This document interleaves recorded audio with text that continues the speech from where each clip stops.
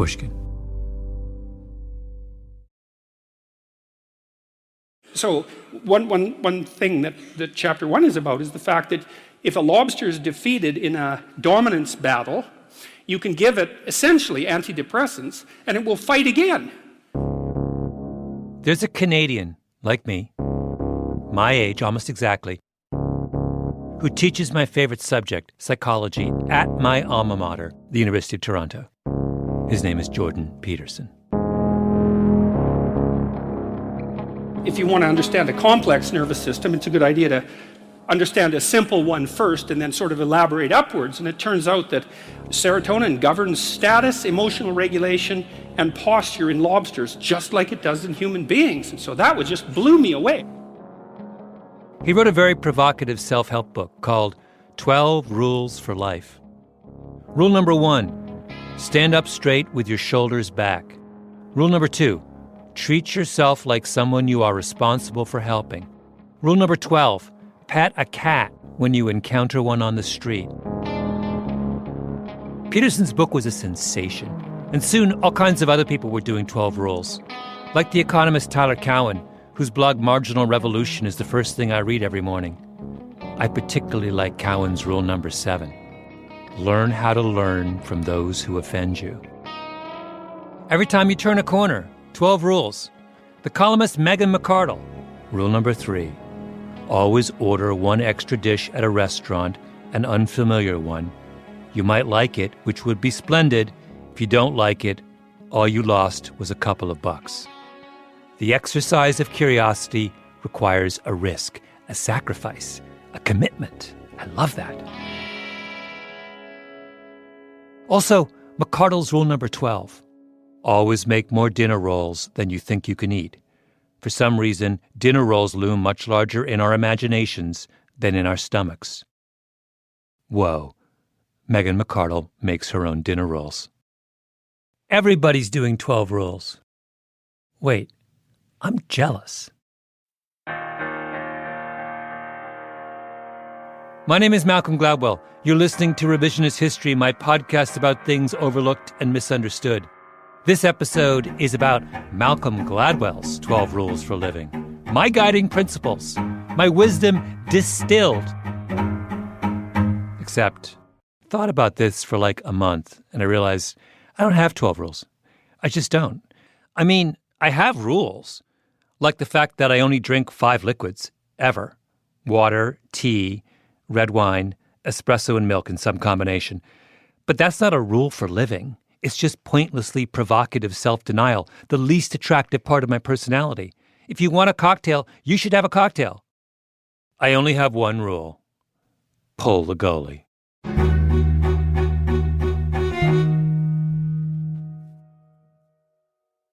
What do you mean when you say you're obnoxious? Be more specific. If I found something funny, which is still a disease I have, I will say it, even if it gets me in some trouble. I never thought I was particularly cruel, but I was a class cut-up. My one rule for living came to me from the work of 2 people, Cliff Asness and Aaron Brown, both philosophers of a sort, and friends. This is Clifford Asness. He's in his mid-50s, bald, goatee, grew up middle-class Jewish in Long Island. I was in the honors classes, and I was the cut-up in the honors class, which is always a strange thing to be. You don't think of those classes as having one, but we had them. It wasn't always me, too. We were not perfectly well behaved. So obnoxious, I was tolerable, but I found myself extremely funny.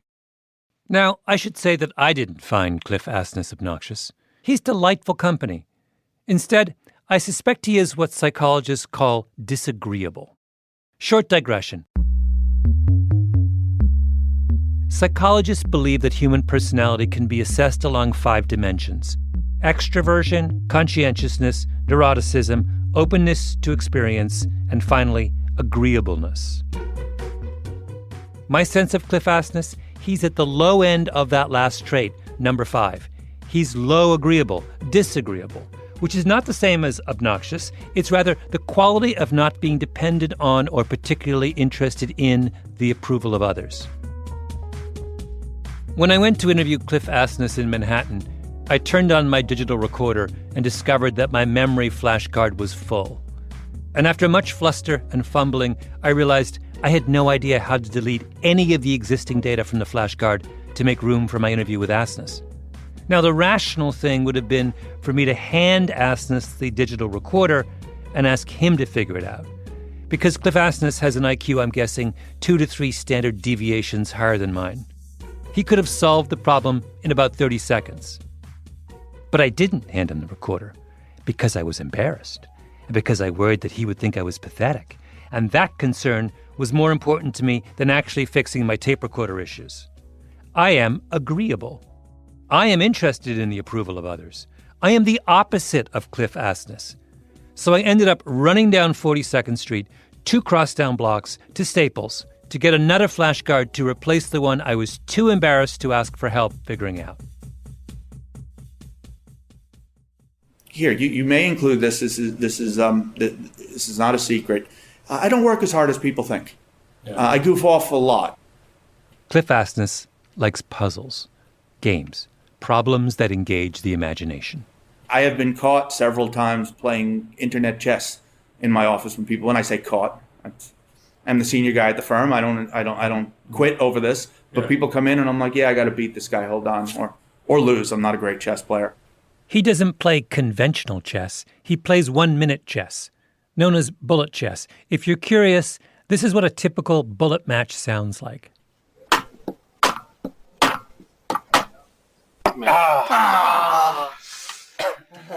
It's like Einstein playing ping pong.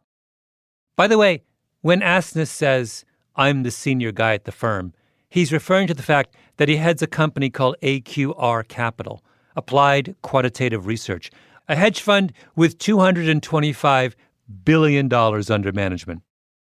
Which brings me to philosopher number 2, the second architect of the Pull the Goalie principle, Cliff Asness's friend, Aaron Brown. If we were to create a disagreeableness scale where 0 is like a golden retriever and 10 is Mr. Spock, Cliff Asness would be a solid 7. Aaron Brown is an 8, maybe even an 8.5. Brown is a member of the tribe of mathematically minded finance guys known as quants. The Wall Street quants used to gather after work at the Odeon restaurant in downtown Manhattan to talk about Gaussian probability in the bond market.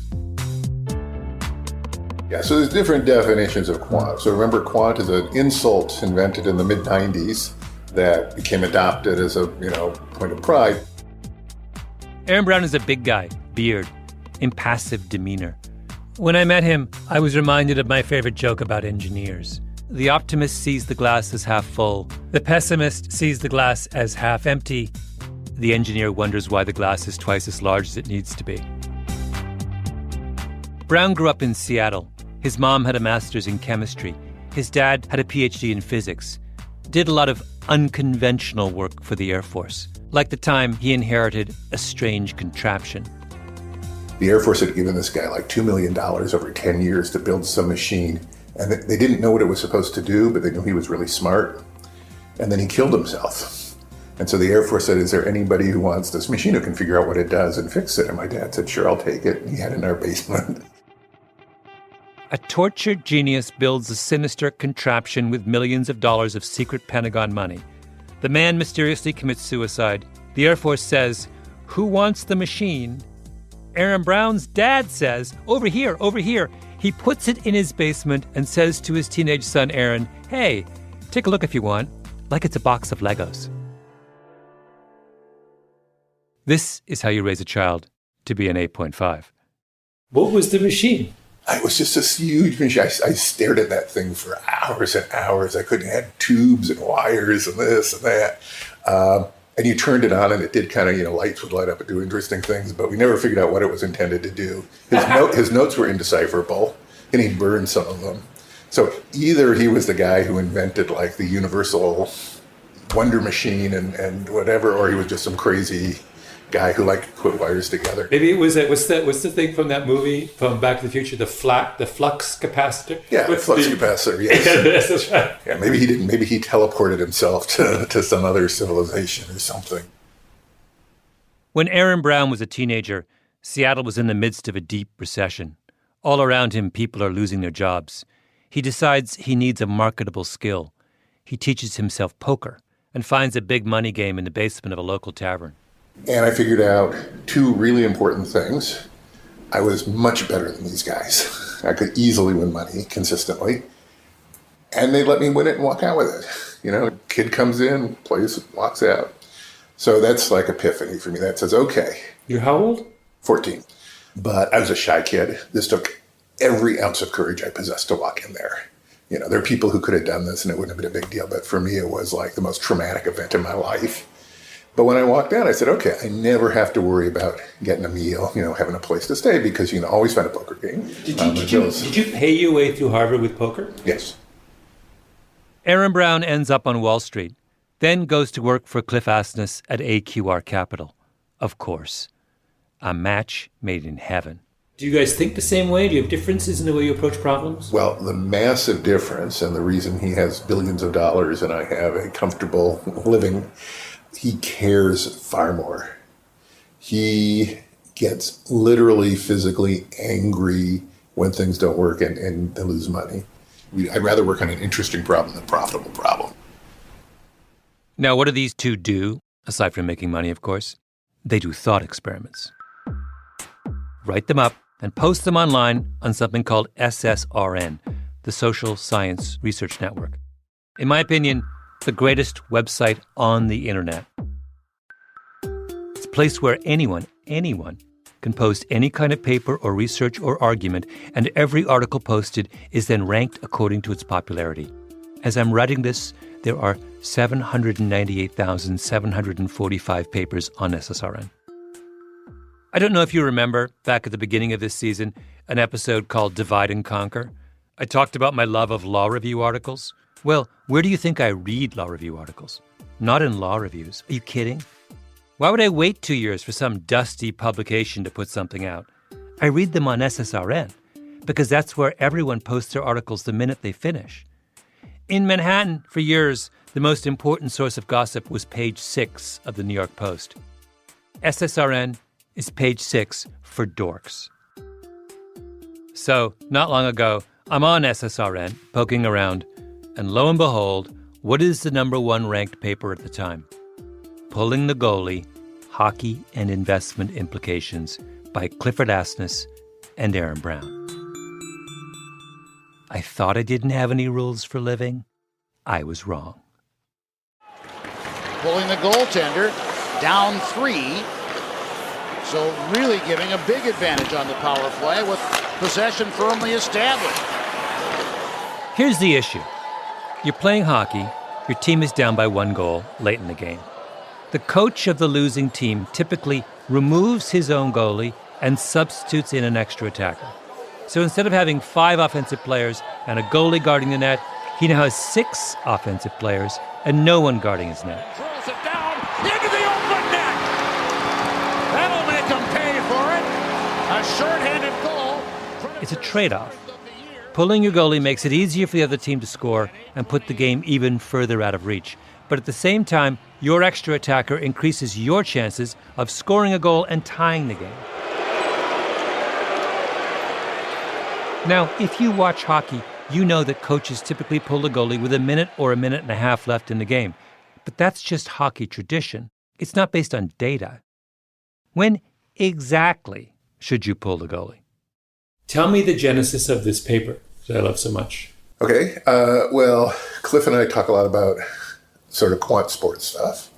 And I have always been talking to him about decisions that coaches make that are mathematically indefensible, but are, make sense from the coach's motivation. And then specifically, we were talking about Seattle Seahawks, 2014 Super Bowl, New England Patriots. They got the ball on the 1 yard line, second down, 26 seconds to go. Now second and goal, Russell Wilson, what are you doing? He gets picked off by the undrafted rookie free agent from Western Alabama, Malcolm Butler, who preserves the victory. And it will leave everybody asking, why in the world with Marshawn in the backfield did the Seahawks throw the football? 21 reasons. At this point, Brown goes on a tangent for maybe 15 minutes about that particular play, which has gone down in Super Bowl lore as one of the worst coaching decisions in the history of football. But Brown convinces me that, in fact, it was the right call, the rational call, and I would explain his logic to you, except that we have much bigger fish to fry. Anyway, talk turns to pulling the goalie in hockey, and Cliff says to Aaron, "Oh, I've done some work on this already." It's probably 6-7 years ago, 5-6 years ago. I wrote this model in Excel out of pure personal interest. I thought I had a neat way to think about the problem. And essentially, it's really hard to think about with 5 minutes left. But with 10 seconds left, it's really easy to think about. Cliff shared his calculations with Aaron Brown. Aaron made them better and built a beautiful computer model. And their conclusion was, a team down by 1 goal should pull its goalie with 5 minutes and 40 seconds left in the game. And a team down by 2 goals should pull its goalie with 11 minutes and 40 seconds left. 11 minutes and 40 seconds with an undefended goal. No one in all of hockey pulls their goalie with that much time left. If a coach did that in a playoff game with real stakes involved, the entire arena would probably go up in smoke. In basketball and baseball, there's been a statistical revolution over the past generation, known as Moneyball, where advanced metrics have been applied to maximize every aspect of the game. Hockey is a step behind, with the exception of my beloved Toronto Maple Leafs, who have a genuine quant as their leader. This is a sport where players pick fights with each other in full knowledge of the fact that the penalty for their transgressions will materially diminish their team's chances of winning. Baseball is quantum theory. Hockey is the grown-up professional version of Red Rover, let Wayne Gretzky come over. Hockey coaches are not looking for strategic tips on SSRN. So what do? They keep their goalie in place until the very last minute, defending the goal. And why do they keep doing that? Because anything else would be impossibly disagreeable. Imagine, you're a coach of a hockey team down 3-1 with 11 minutes and 40 seconds left in the game. You pull your goalie. The other team scores, so now it's 4-1 with half of the final period left. And now your fans think that you've robbed them of what might have been a reasonably interesting game. They'll hate you. And so will your players, because it's an awful lot more humiliating to lose a lopsided game than a close one.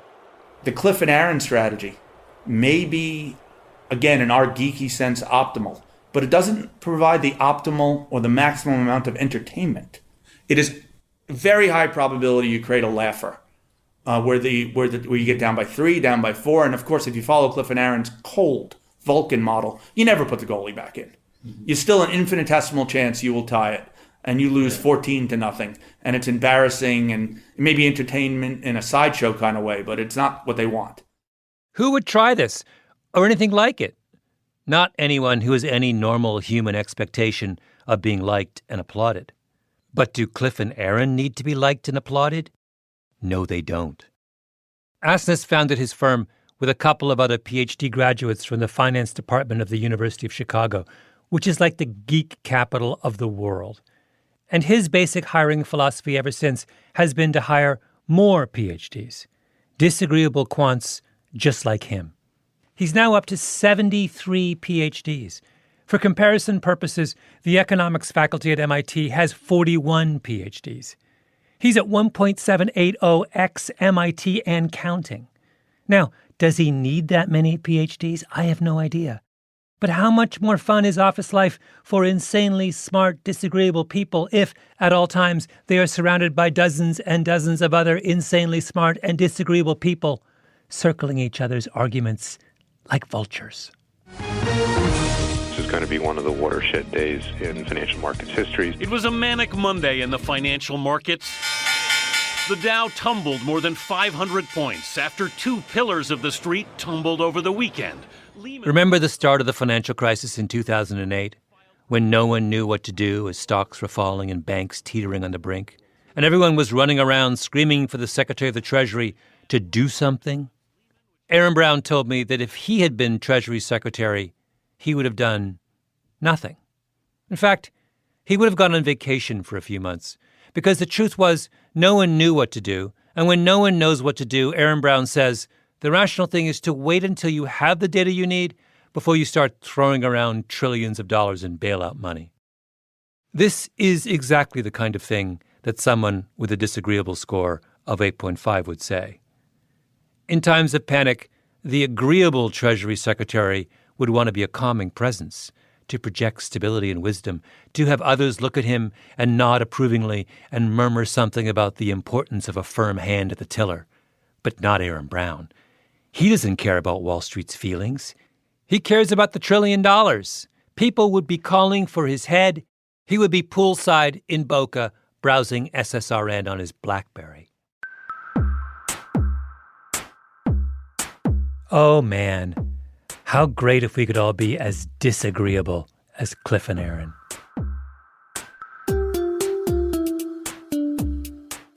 Suppose you were, let me give you a hypothetical scenario. You have a plucky young team and inexplicably you have ended up in the Stanley Cup finals and you're up against, one of the great Pittsburgh Penguin teams of the last couple of years. Uh-huh. Would you consider pulling the goalie to start the game? I would love to do it. Now I'd have to do the math. Do the math. Always. We'll be right back.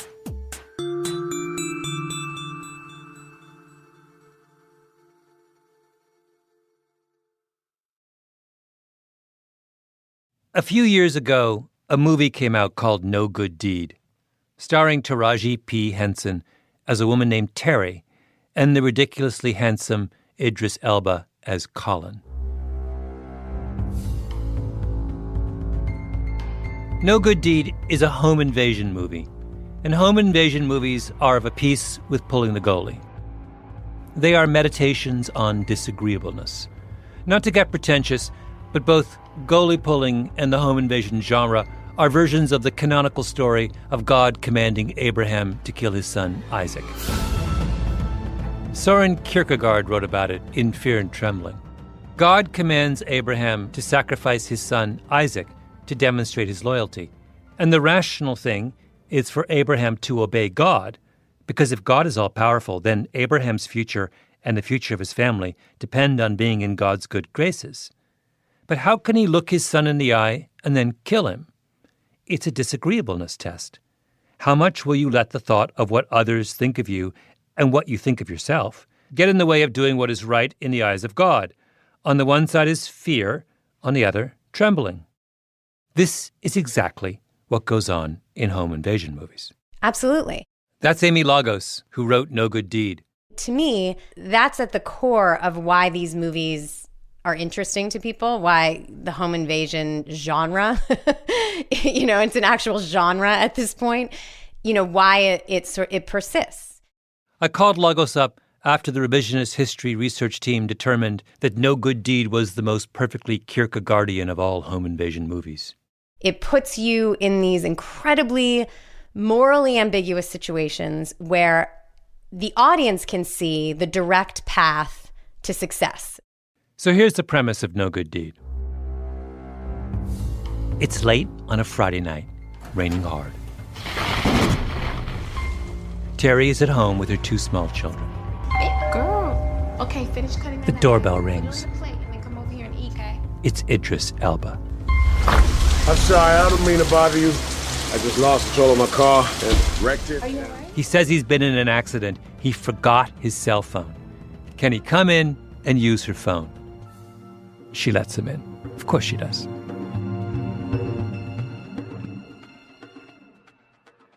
He kind of has to be insanely handsome. Yes. for that to work. She's not going to let me in. If I show up wet and bedraggled at 130 pounds, she's not like...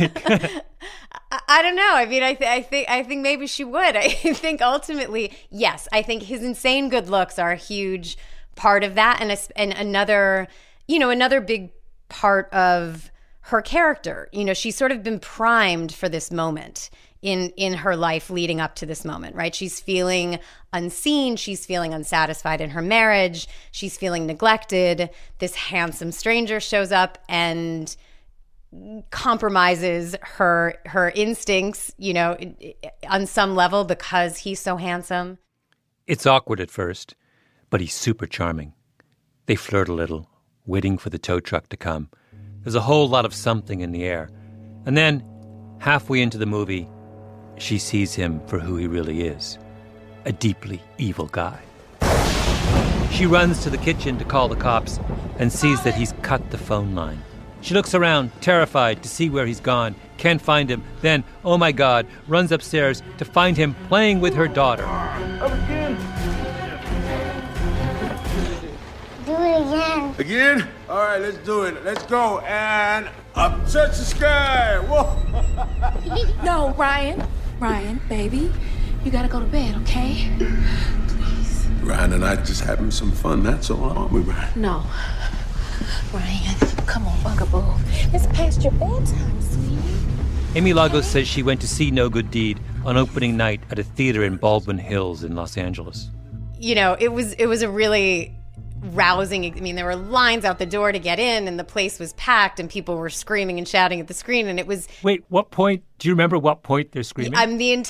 After they get back to the house where Colin's ex is murdered, I don't think I could hear a word for the rest of the film from then on. It was just people screaming at her what she should do. Wait, and did they have...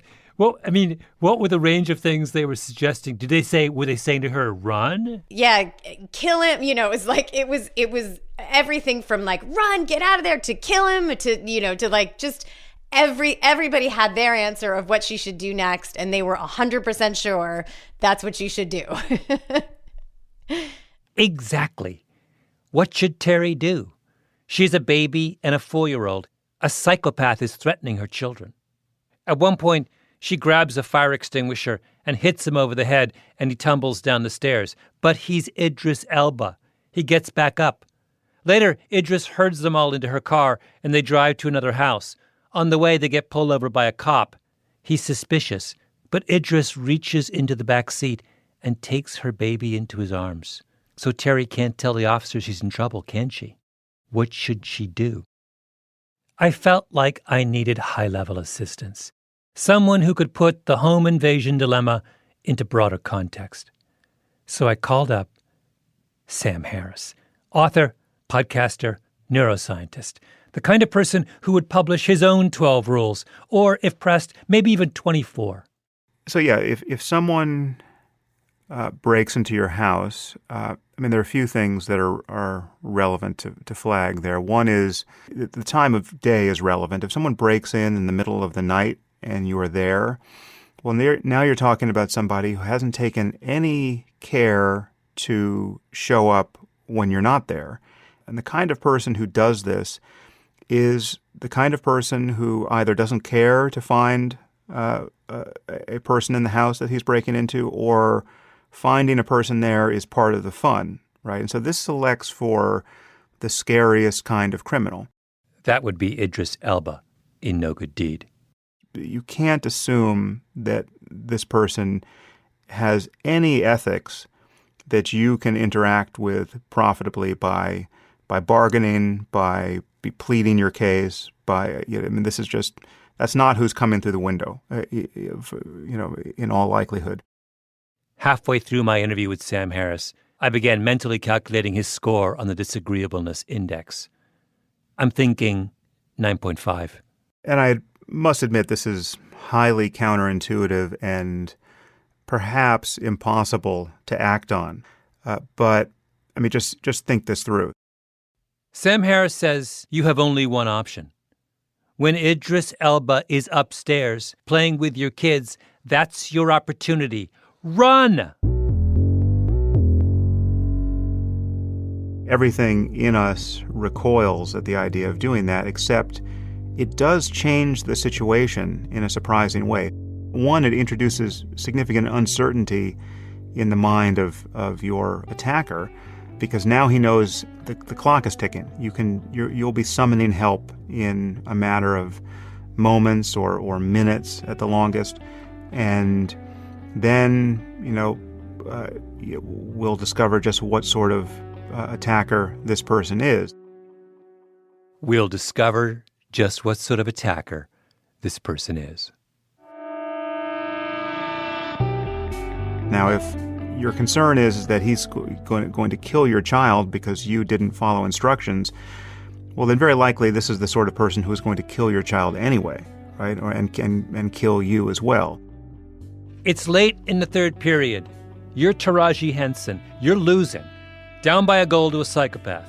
Now, running away carries a huge social cost and a real risk of an even more disastrous outcome.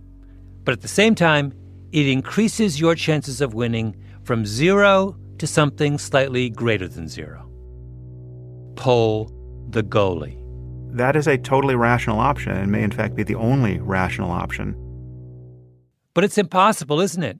You've got to be disagreeable level 8 or 9 to pull that off. I mean, imagine how you will look to your child or to your wife or to anyone else who's, terrified and looking in your direction for help if you just bolt from the house at that moment.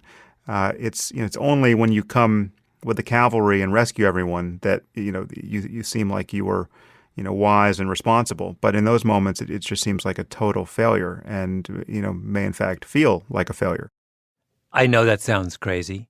I thought he can't be right, but he is right. The job of a parent being held hostage by Idris Elba is not to win a parental popularity contest. It is to maximize their child's chances of survival. I try to convince Amy Lagos of this. Amy Lagos, herself the mother of 2 small children. Wish me luck. She should run. Without her children? Like she should just... Well, this is what I want to get... This is totally what I want to talk about. Let's think about this rationally. What's he going to do to the kids when she's not there? Right? Right. Is there any... Right? I mean... The only reason to mess with her kids is to get leverage over her. Well, not necessarily. But if she's not there, doesn't know what his motivation is. Right? I mean... Oh, you mean he just could be just a psychopath. Standard issue. Yeah. Psychopath. I mean, I'm telling you, if I'm in my house and I realize that there is a psychopath in my house, I am not leaving my kids. Like you could burn the house down and I would stay with the kids. No, no, no. The fact that he's a psychopath is exactly why you should leave your children behind. It's your only chance to save them, Amy. Run, for the love of God. Rule number 1 for living. Pull the goalie.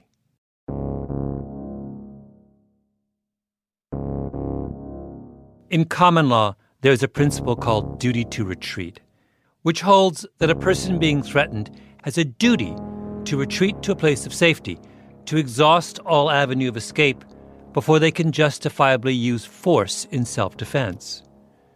In the past several years, though, about half of American states have passed stand your ground laws. Now, what's a stand your ground law? It's a law that effectively repeals duty to retreat. It says you don't need to exhaust all avenues of escape to claim self-defense in a court of law. You can stand your ground, defend yourself, and the law will support that choice. Duty to retreat is a legal principle that gives people license to act disagreeably. I am not a coward if I cut and run at the first opportunity. I am, in fact, acting morally and responsibly. Stand your ground laws sanction the socially agreeable act. They say what matters is that you preserve your honor in front of family and community. I did not run. I stood my ground. So what's happening in those states that now have stand your ground laws? Well, I refer you to Stand Your Ground Laws, Homicides and Injuries, Journal of Human Resources, summer 2017. I think overall we found about a 7.7% increase in the overall homicide rate. That's Chandler McClellan, adjunct professor at American University, first author of the study in question. States that passed Stand Your Ground laws saw their murder rates rise 7.7% compared to states that didn't pass those laws.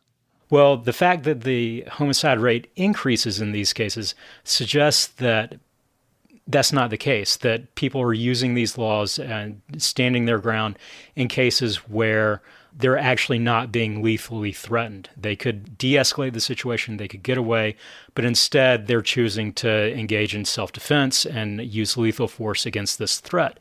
And as a result, you're seeing this kind of net increase in homicide rates. And who are all these extra people getting killed in stand your ground states? White men.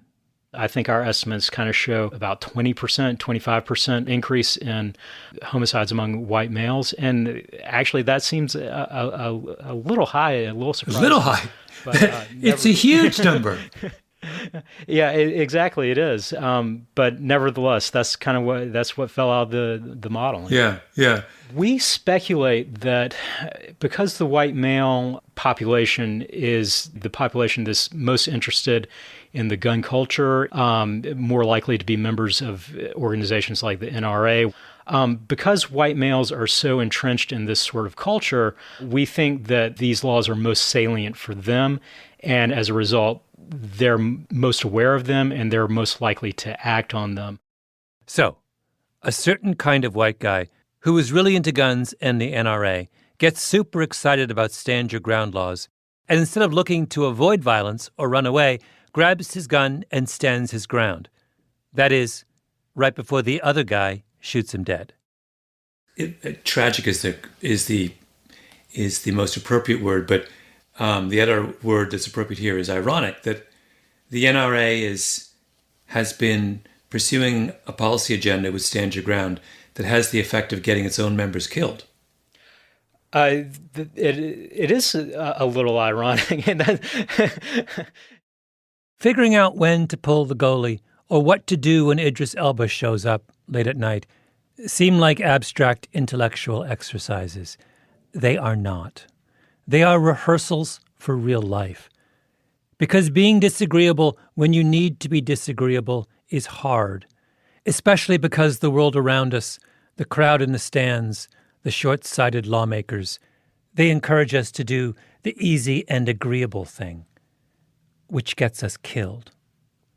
Pull the goalie.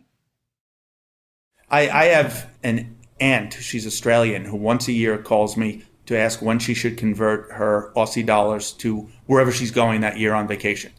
For about 10 years, I explained, Aunt Cynthia, we do have views on currencies, but they're micro views. They're 51% chance of being right, let alone on a given day. So I'm loath to give this to you. And she'd always act like I knew the answer, I just refused to tell her. Year after year, his Australian aunt called, and Cliff refused to help her. Then, one day, Cliff Asness realized he didn't have to always be disagreeable. She'd say, when should I convert my Aussie dollars to Japanese yen? And I'd go, not this, but next Thursday.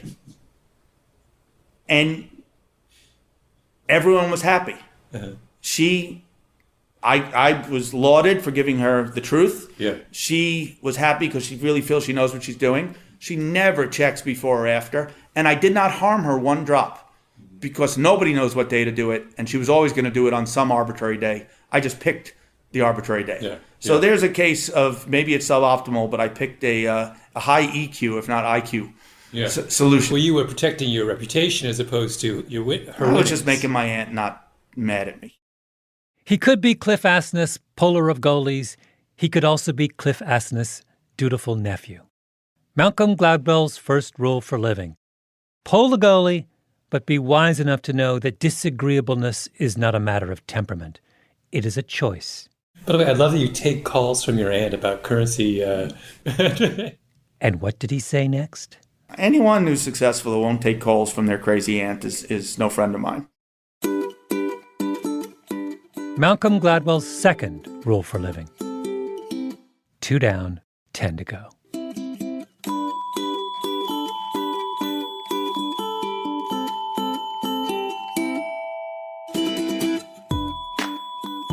Revisionist History is a Panoply production. The senior producer is Mia Lobel with Jacob Smith and Camille Baptista. Our editor is Julia Barton. Flawn Williams is our engineer. Fact-checking by Beth Johnson. Original music by Luis Guerra. Special thanks to Andy Bowers and Jacob Weisberg. I'm Malcolm Gladwell.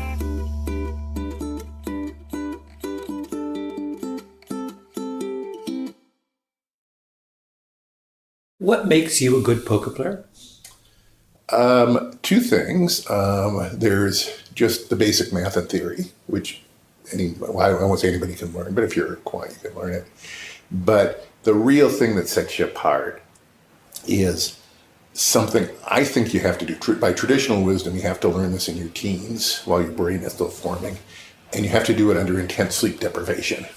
So we do these 72-hour sessions with maybe a few power naps in between, and you pushing every cent you have in the world, sometimes more than every cent you have in the world, in the middle of the pot. And that develops certain mental abilities that, the way I think about it is, I think you manage to harness the processing power of your unconscious brain so that you're not staring at people on the table and sort of, enumerating tells, gee, that person, moved his chips.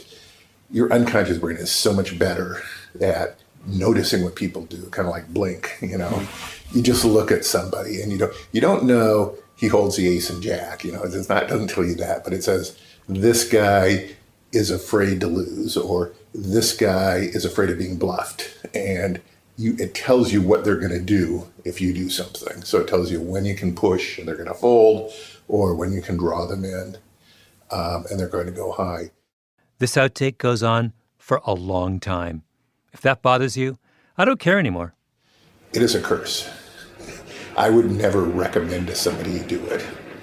Yes, you can make money from it, but it strips away a lot of illusions, right? It's a lot more pleasant in life to believe that there are things like love and friendship and honor. Once you ruthlessly strip all that away and just look very objectively how people act, this is probably something that psychopaths do, the world's a bleak place. So it's kind of a dangerous road to go down. Do you feel like you went down that road? Yeah. How did it affect your life? What it meant is that you're bleak. You're just kind of, you don't really trust anybody. In a sense, you trust them. You know what they're going to do. And because you know what they're going to do, it just, I guess it almost makes you treat them like robots. Mm-hmm. That you can predict what they're going to do. You know their program. And therefore, you can't really trust that there's love and friendship and honor or anything like that. So that's one of the reasons to move to finance. I actually moved from poker to sports betting and then to finance.